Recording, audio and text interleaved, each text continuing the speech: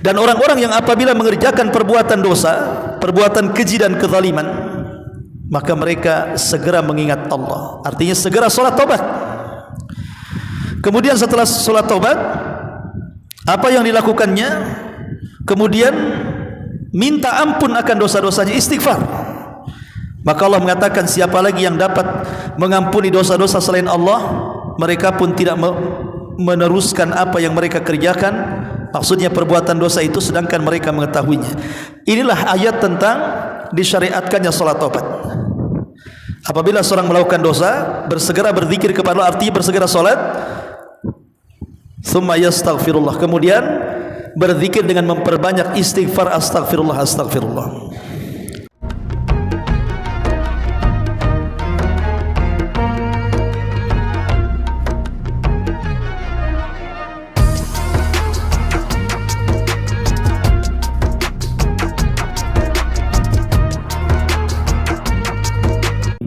Wa mawalah wala haula wala quwwata illa billahi wa ba'du.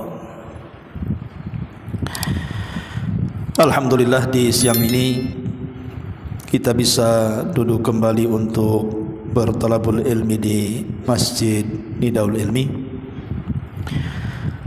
Dan pembahasan di siang hari ini kita akan membahas tentang salat at-taubah, salat taubat. Ada dua hadis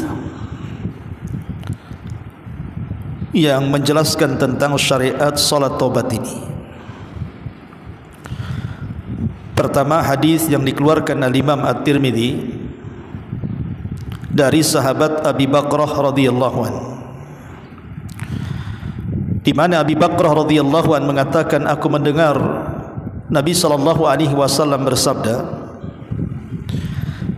ma min rajulin yudhnibu dhanban thumma yaqumu fayatatahharu thumma yusalli thumma yastaghfirullaha illa ghafara lahu.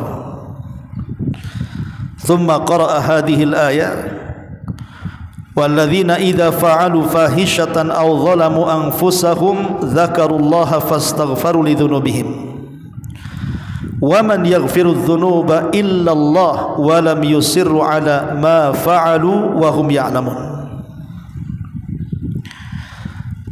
Kata Nabi sallallahu alaihi wasallam, tidaklah seseorang melakukan sebuah dosa kemudian dia pun bersuci dan melaksanakan salat, kemudian setelah salat dia pun beristighfar kepada Allah Subhanahu wa taala, kecuali Allah Subhanahu wa taala akan mengampuni dosa-dosanya. Kemudian Nabi sallallahu alaihi wasallam membaca ayat surah Al-Imran ayat 135, di mana Allah mengatakan, dan orang-orang yang apabila mengerjakan perbuatan keji dan menzalimi diri-diri mereka, maka mereka segera mengingat Allah lalu memohon ampunan atas dosa-dosanya. Siapa lagi yang dapat mengampuni dosa-dosa selain daripada Allah? Mereka pun tidak meneruskan apa yang mereka kerjakan dari dosa itu, sedangkan mereka mengetahuinya. Kemudian riwayat yang kedua, riwayat yang dikeluarkan Imam Ahmad dari hadis Abi Darda radhiyallahu anhu, sami'tu Rasulullah sallallahu alaihi wasallam yaqul, kata Abu Darda, aku mendengar Nabi sallallahu alaihi wasallam bersabda, man tawaddaa fa ahsana wudu'ahu thumma qama fa shalla rak'ataini aw arba'an syakka ahadur ruwat yuhsinu fihima dzikra wal khushu'a thumma astaghfara Allah azza wa jalla ghafara Allah lahu. Dari Abi Darda radhiyallahu anhu, dia mengatakan, aku mendengar Nabi sallallahu alaihi wasallam bersabda, barang siapa yang berwudu kemudian memperbaiki wudunya, kemudian dia salat 2 rakaat atau 4 rakaat, rawi ragu-ragu apakah 2 atau 4, dan dia memperbagus dalam salatnya, baik zikir khusyuknya, dan selepas salat dia pun beristighfar kepada Allah Subhanahu wa taala, kecuali Allah Subhanahu wa taala akan mengampuni dosa-dosanya. Dua hadis ini dijadikan dasar oleh para ulama tentang disyariatkannya salat taubat. Baik, sebelum kita menjelaskan tentang salat taubat ini, kita menjelaskan tentang bahaya daripada dosa. Ma'asyiral muslimat yang dimuliakan Allah Subhanahu wa taala, seseorang yang melakukan kemaksiatan kepada Allah Subhanahu wa taala maka akan membawa pengaruh bagi kehidupannya. Jadi kalau ada orang yang banyak melakukan kemaksiatan, berzina, minum khamar, berjudi, berdusta, memakan riba, sebutkan dosanya. Dosa ini pengaruhnya sangat dahsyat sekali. Pertama, taswidul qalbi.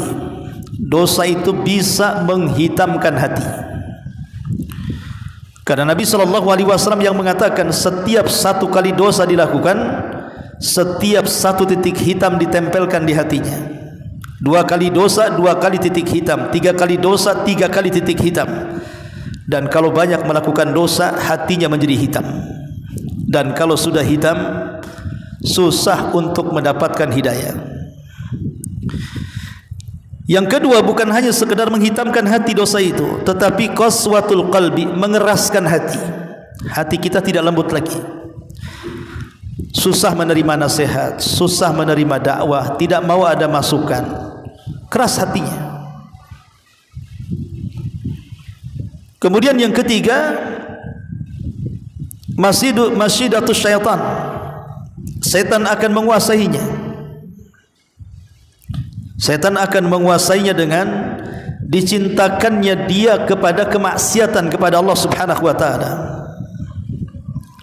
Karena kalau orang sudah maksiat, berarti temannya kan setanmu. Maka setan akan berusaha untuk menggemarkan orang ini supaya terus berbuat kemaksiatan. Yang keempat, al-khusran. Tentu pengaruh dosa adalah kerugian. Rugi dunia dan rugi akhirat. Kemudian yang kelima, zulmatul qalbi. Hati menjadi gelap. Dan gelapnya hati itu mengakibatkan hilangnya kebahagiaan pada hidup seseorang. Karena orang yang gelap hati, mereka mudah stres, mudah sedih, mudah bingung, dan begitu seterusnya. Termasuk juga wahsyatun fil qalbi. Hati menjadi sering ketakutan. Orang yang banyak melakukan dosa itu hati selalu mengalami ketakutan. Sempit dada, rungsep. Kayaknya banyak masalah yang tidak tahu kenapa masalah itu tiba. Ketakutan hatinya. Kemudian juga yang selanjutnya, dha'ful iradah. Keinginan untuk berbuat baik itu susah. Orang kalau banyak maksiat, untuk berbuat baik itu mikir-mikir. Karena hatinya sudah dipenuhi dengan titik hitam, hatinya sudah gelap, hatinya sudah takut, hatinya sudah keras, sehingga untuk melakukan kebaikan itu sangat sulit sekali. Dan yang terakhir, pengaruh kepada badan dan hati, di mana kemaksiatan ini bisa berujung kepada terang-terangan melakukan maksiat di depan orang. Kalau pertama kali orang berbuat maksiat tentu sembunyi, 2 kali sembunyi, 3 kali sembunyi, nanti terus-terusan lama-lama ditampakkan sama dia. Dan kalau sudah ditampakkan maksiat ini, hati-hati, karena dekat dengan azab Allah Subhanahu wa taala. Kemudian pengaruh yang lainnya yang lebih luas daripada itu, orang yang melakukan dosa itu akan diharamkan ilmu.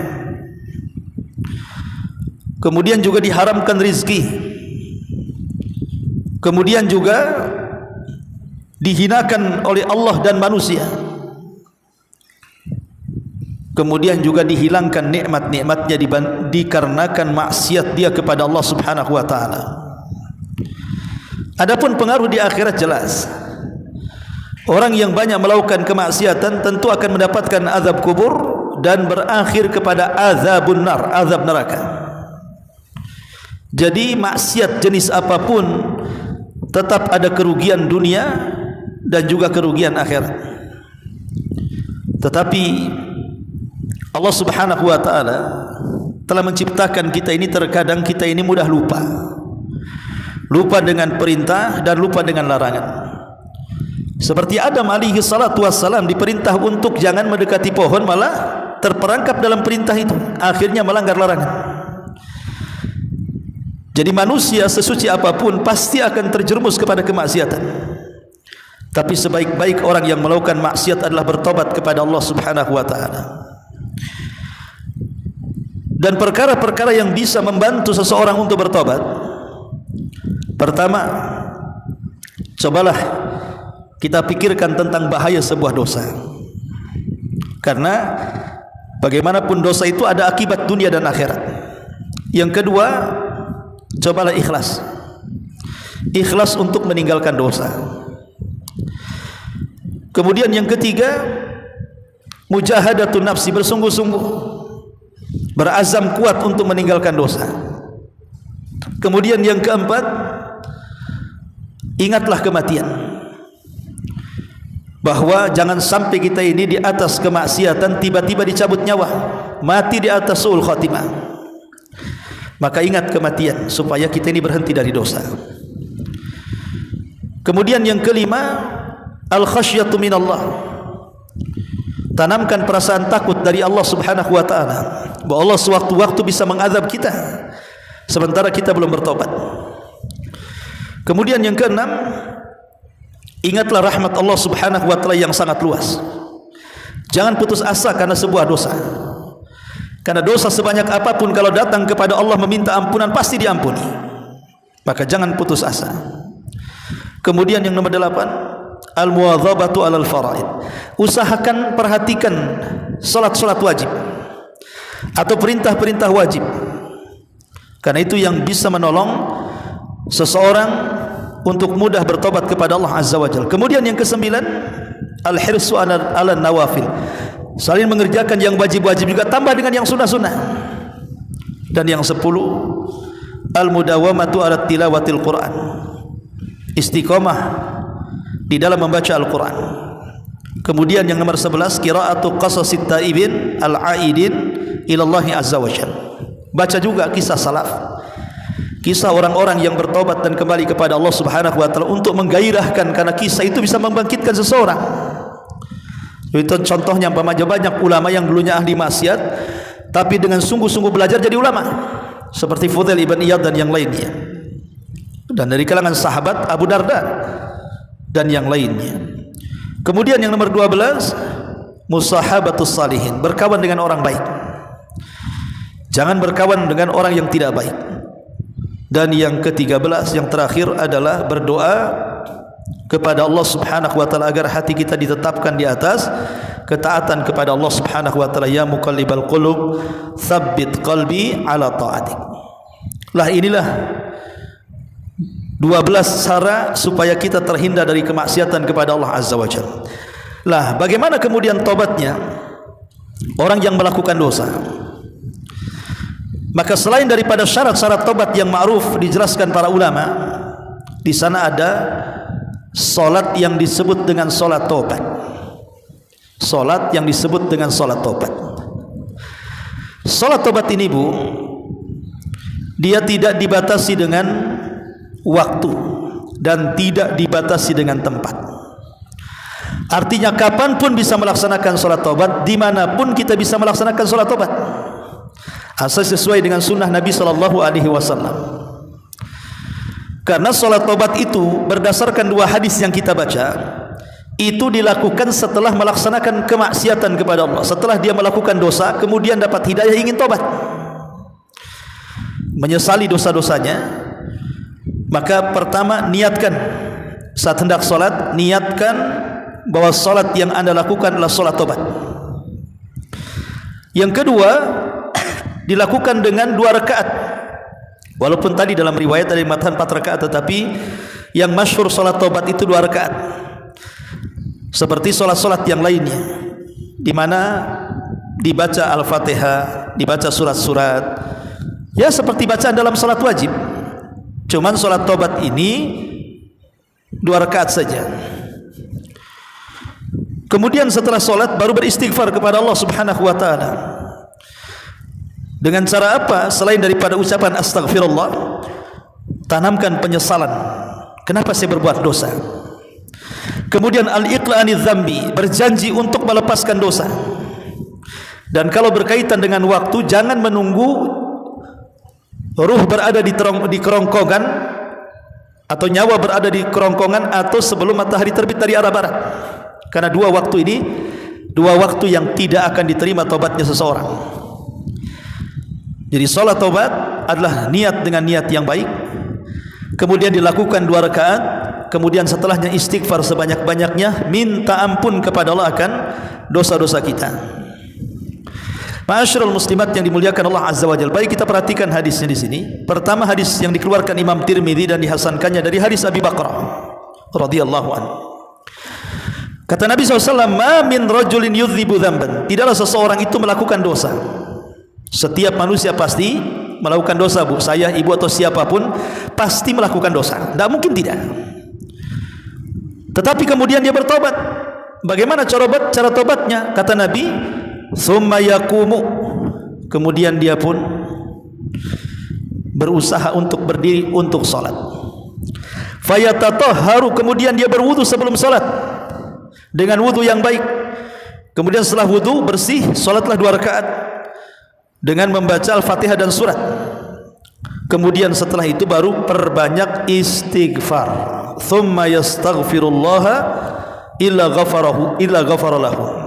Kemudian dia pun beristighfar, kecuali Allah Subhanahu wa taala akan mengampuni dosanya. Kemudian Rasul membacakan ayat surah Al-Imran ayat 135. Walladzina idza fa'alu fahishatan aw zalamu anfusahum dzakarullaha fastaghfaru lidzunubihim wa man yaghfiru dzunuba illallah wa lam yusiru ala ma fa'alu wa hum ya'lamun. Dan orang-orang yang apabila mengerjakan perbuatan dosa, perbuatan keji dan kezaliman, maka mereka segera mengingat Allah, artinya segera salat taubat. Kemudian setelah salat taubat, apa yang dilakukannya?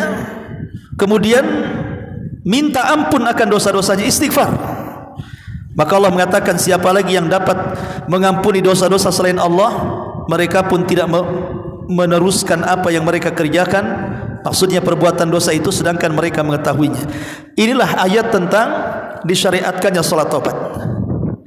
Apabila seorang melakukan dosa, bersegera berzikir kepada Allah, artinya bersegera salat. Tsumma yastaghfirullah, kemudian berzikir dengan memperbanyak istighfar, astagfirullah, astagfirullah.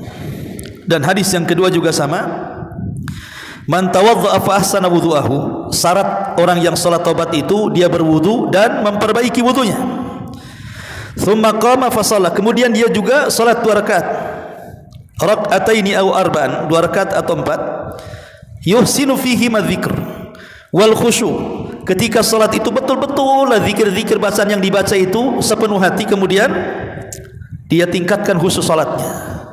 Kemudian setelah itu summa astaghfarallah, kemudian dia pun beristighfar kepada Allah Subhanahu wa taala, ghafaralahu, kecuali Allah akan mengampuni dosanya. Intinya, Bu, dari keterangan awal sampai akhir, maka kalau seandainya kita melakukan sebuah perbuatan dosa, kapanpun dimanapun, segeralah berwudu, kemudian lakukan salat 2 rakaat, kemudian setelah itu bacalah istighfar banyak-banyak, kemudian berdoalah kepada Allah agar Allah mengampuni dosa-dosa kita. Itulah kesimpulan salat tobat. Dan salat tobat bisa dilakukan di mana saja, di tempat manapun, dalam posisi apapun, selama dia melakukannya dengan keikhlasan dan ingin bertobat dari dosa-dosanya. Inilah di antara keterangan dari salat at-taubah. Baik, sampai di sini. Kalau ada yang mau bertanya, silahkan.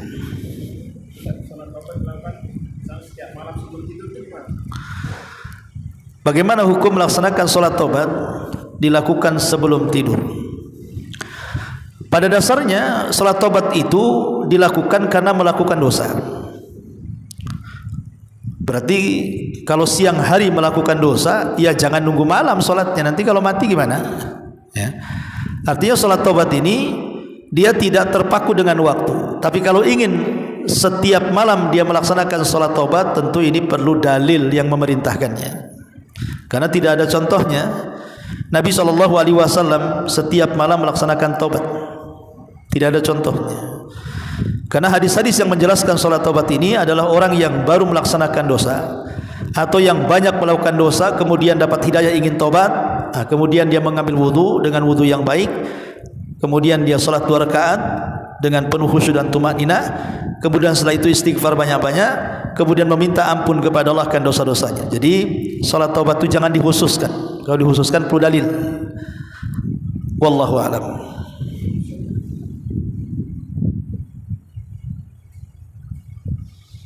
Ada Bu? Baik, kalau enggak ada kita tutup. Mudah-mudahan ada manfaatnya. Subhanakallahumma bihamdika asyhadu an la ilaha illa anta astaghfiruka wa atubu ilaik. Allahu ta'ala alam. Assalamualaikum warahmatullahi wabarakatuh.